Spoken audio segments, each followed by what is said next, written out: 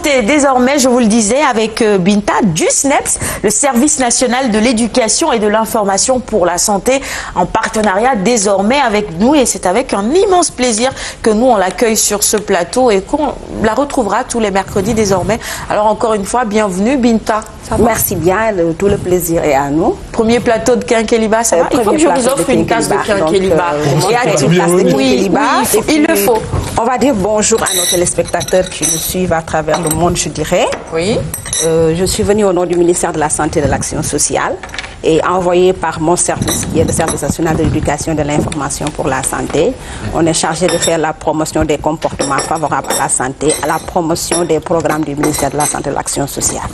Donc ce matin, Sarah, on est là pour parler de lavage des mains. Oui. Continue, je fais le tour juste pour servir le Quinqueliba. Merci pour le Quinqueliba.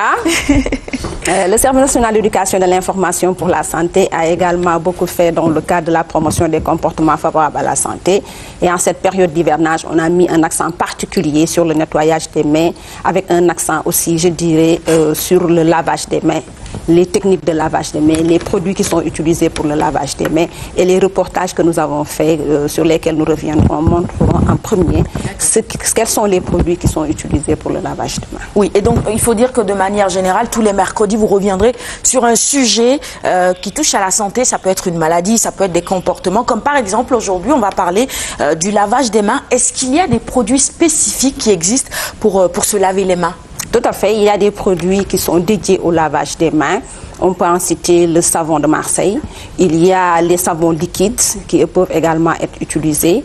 Il y a la solution de chlore, communément appelée eau de javel, mais également un autre produit qui est sur le marché, que l'on utilise, qui est la solution hydroalcoolisée. Et le reportage que nous avons fait vous montre tous ces produits-là. Très bien, on regarde le reportage et on revient.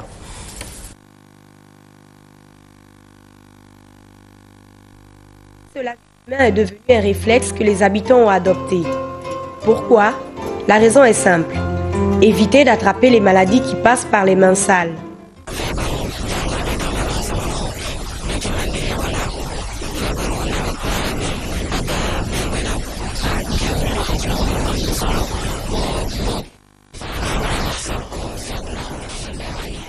Pour se laver les mains, il faut avant tout enlever tout ce qui est bijoux, c'est-à-dire bagues, bracelets.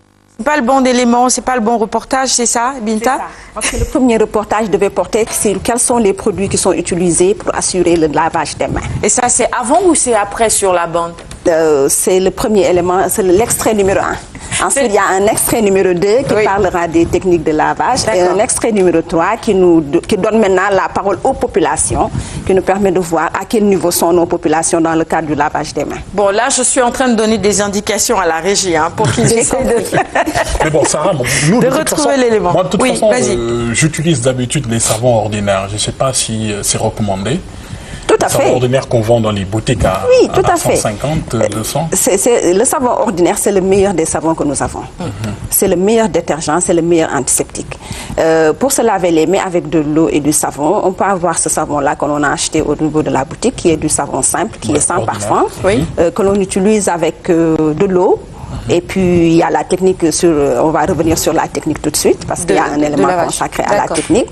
Donc, il faut de l'eau propre, du savon, et s'il y a possibilité d'avoir un récipient où on recueille l'eau qui est issue du lavage des mains. Et les savons parfumés? Ça peut aussi également servir pour laver les mains. Très bien. L'élément est en place. Je propose qu'on le regarde maintenant et on revient. Au moins 4 façons de se laver les mains. Il y a la solution chlorée avec 0,05% pour ne pas irriter les mains. Mais il y a aussi, dans le cadre de la lutte contre la maladie à virus Ebola, le pourcentage de 0,5 avec la dernière paire de gants. Là, on se lave avec la dernière paire de gants. Maintenant, il y a de manière classique le lavage des mains avec de l'eau et du savon, ou bien du savon liquide. Mais c'est la même chose. De l'autre côté aussi, il y a un autre dispositif qu'on appelle la solution hydroalcoolique. Là, il n'y a pas d'eau, mais il y a la solution à part. Et on revient, alors qu'on n'a pas encore... Bon, Binta, Amadou, il va nous tirer les oreilles aujourd'hui, mais bon, on va essayer de régler tout cela pour que nos téléspectateurs puissent regarder l'élément en entier. Mais ce qui est aussi important et qui était en train d'être expliqué, c'est l'importance du lavage des mains et comment est-ce qu'il faut se laver les mains. C'est ça. On a vu M. El Ajouf, qui est un éducateur pour la santé au niveau du service national de l'éducation et de l'information pour la santé SNEPS, qui nous donnait les produits qui existent et qui nous servent pour laver nos mains. Il a parlé de la solution de chlore, qui est communément appelée eau de javel. Oui. Déjà, dans le dispositif que vous avez vu, il a un peu montré les produits, le savon liquide, le savon de Marseille, mais également la solution de chlore et la solution hydroalcoolisée. D'accord. Donc, la solution hydroalcoolisée, elle sert à frictionner. Donc, il n'y a pas d'eau, il n'y a pas de savon, c'est juste la solution qu'on Ce sont les gels qu'on utilise généralement. Les gels qu'on utilise, communément appelés gels. Et on l'utilise également sur les bras, on l'applique et puis on se nettoie avec les mains. Il y a de l'eau et du savon. Il y a déjà un dispositif de lavage des mains où il y a une bassine pour recueillir l'eau et le savon, et quelque part où il faut poser le savon et une bouilloire pour verser de l'eau. Donc ça aussi, c'est une autre technique qui nous permet de maintenir nos mains propres ou de rendre nos mains propres. Ensuite, il y a, je disais tantôt, la solution de chlore. Vous prenez de l'eau de javel et puis vous vous mettez sur les mains et vous versez de l'eau pour vous permettre d'enlever tout ce qui est germe, mais aussi de rendre vos mains propres. Mais il y a certains qui utilisent et l'eau de javel et le savon en même temps. C'est ça qui est important à relever. On n'utilise pas l'eau de javel, qui est le chlore, et le savon. Ni le savon Marseille, ni le savon liquide. Chez nous, c'est ce qui est fait et il est important qu'on revienne sur cela. Dans nos cuisines, dans nos maisons, même parfois dans d'autres surfaces, on voit qu'il y en a qui prennent une bouteille d'eau de javel ou une bouteille de savon liquide et ils versent de l'eau de javel pour certainement avoir plus de sécurité. C'est ça. Mais on ne mélange pas le savon liquide et l'eau de javel, on ne mélange pas le savon avec l'eau de javel. C'est l'eau de javel ou le savon. D'accord. Oui, ça c'est très important à relever, hein, parce que généralement, non, c'est ce qu'on fait généralement. Donc on peut utiliser ou de l'eau de javel, ou du savon liquide, ou du savon de Marseille, ou les solutions qu'on appelle généralement gel pour se nettoyer les mains. C'est ça. Combien de fois par jour? Pour le lavage des mains, nous avons ce qu'on appelle des moments critiques. Il y a des moments pendant lesquels il est obligatoire de se laver les mains. Et nous faisons la promotion de ce lavage des mains à ces heures critiques-là. Nous aurions voulu qu'à chaque fois que la personne entre en contact avec un produit, sort de chez, etc., puisse se laver les mains. Mais au moins, on aimerait que les populations se lavent les mains au sortir des toilettes. On aimerait que les populations se lavent les mains avant de manger. On aimerait que les populations se lavent les mains avant de donner à manger aux enfants. Après avoir nettoyé les selles de l'enfant aussi, il faut se laver les mains. Mais également, cela, il faut le faire pour nos enfants. Il faudrait que les enfants acquièrent ce réflexe de se laver les mains, parce que ce que l'on voudrait que les adultes fassent, il faut qu'on l'apprenne à nos enfants. Donc ce lavage des mains-là, à ces heures critiques-là, est important. Et à chaque fois qu'une personne sort de chez elle et qu'elle revienne, il est recommandé de se laver les mains. Parce qu'en sortant de chez soi, on a rencontré beaucoup de choses. Et quand on rentre le plus souvent, on donne la main. Et ça, on transmet des germes. On mange parfois, parce qu'il arrive que si les Tchamen et les Sérères, quand ils rentrent chez eux, le premier geste, c'est de manger. Donc, c'est pour ça qu'on voudrait installer au moins ces réflexes-là auprès des populations, pour que l'on puisse avoir au moins un certain nombre de comportements favorables à la santé, mais aussi qu'on puisse lutter convenablement aux maladies qui sont transmises le plus souvent par nos mains. Oui, parce que nous, on a cette habitude aussi de se donner la main très souvent.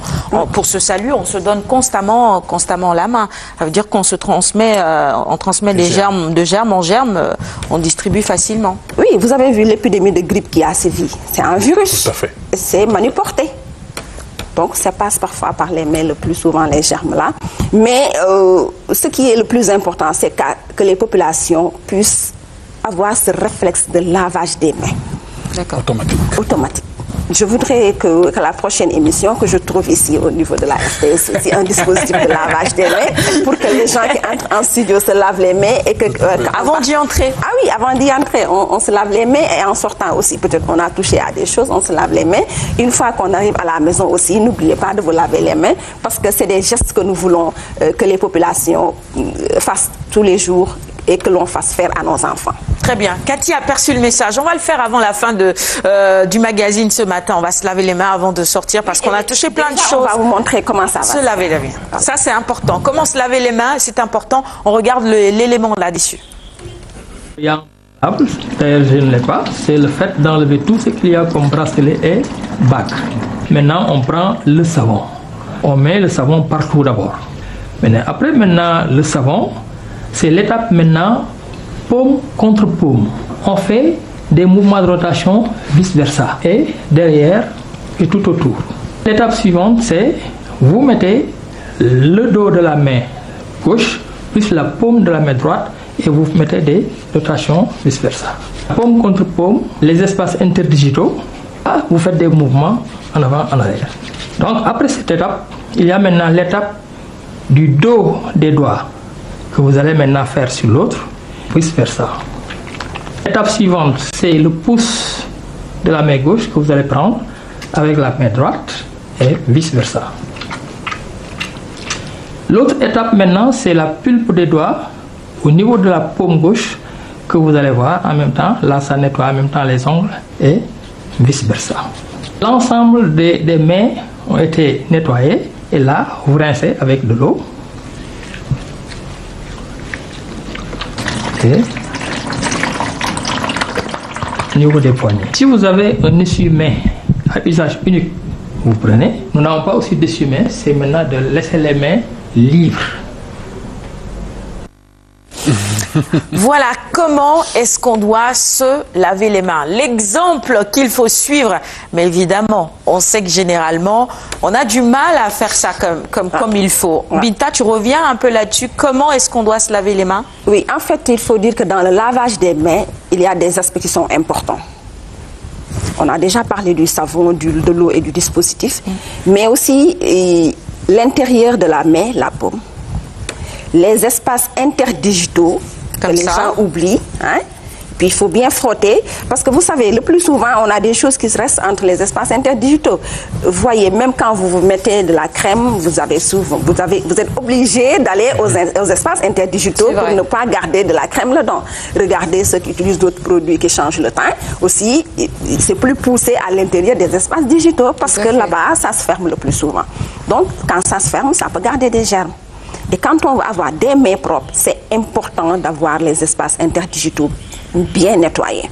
L'intérieur de la paume aussi, parce que c'est du creux, c'est important d'aller jusqu'à l'intérieur de la paume, le dos de la main, et puis il faut se laver les mains jusqu'au poignet. Ôtez tout ce qui est bague et bracelet. Parce que quand on laisse les bagues et qu'on n'a pas la possibilité de les pousser, de bien les nettoyer, et que même la bague peut avoir des germes cachés, il est important que l'on puisse comprendre que le lavage des mains nécessite qu'on enlève tout ce qui est bague et qu'on enlève tout ce qui est bracelet et qu'on lave jusqu'au niveau du coude. Ça, c'est important. Voilà qui est bien dit. Hein. Voilà qui est bien dit. Je voudrais juste rapidement, parce que là, il est déjà 7h03, que tu termines en disant l'importance. Pourquoi est-ce qu'il est important pour les populations de se laver régulièrement les mains? Pourquoi? C'est un geste simple, mais essentiel dans la prévention des maladies. Le lavage des mains nous permet de lutter convenablement contre les maladies diarrhéiques, nous permet de lutter contre Ebola. Déjà, c'est le premier geste que nous voulons poser. Mais vous savez, le lavage des mains, c'est aussi bien les populations, mais c'est également tout ce qui est personnel de santé, personnel de soins, etc.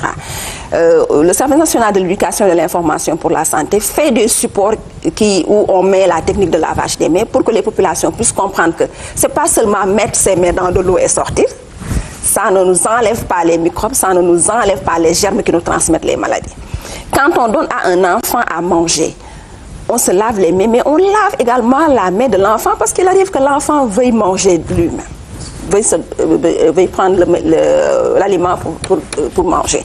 Donc le lavage des mains nous permet de lutter contre les maladies diarrhéiques. Le lavage des mains nous permet de lutter contre les maladies maniportées, donc tout ce qui passe par la main et qui va dans la bouche, parce que les Sérères, tout comme les Tchamènes, ont toujours la main à la bouche. Donc, et tout ce qui va dans la bouche, qu'est-ce qu'on dit en Wolof? Ça ne peut plus... On peut gérer quand on le met dans la bouche, mais quand ça entre dans le ventre, on ne peut plus gérer. On ne peut plus gérer. Merci beaucoup. Et donc, le Service national de l'éducation et de l'information pour la santé voudrait que les populations donnent cette importance que le lavage des mains a dans la prévention des maladies. Tout à fait. Et qu'ensemble, si nous nous y mettons, nos enfants également, on peut y arriver. Ce n'est pas difficile, c'est juste le fait de vouloir le faire et d'être dans les conditions de le faire. Très bien. Merci beaucoup, Binta. Je rappelle, la chronique santé, c'est désormais avec Binta, avec des éléments et des conseils très importants pour vous. Je sais que nos invités en auront appris beaucoup ce matin. Et vous aussi, nos téléspectateurs, et notamment Sidi Sarr qui nous a écrit depuis Peau d'Or. Il est à la sécurité sociale.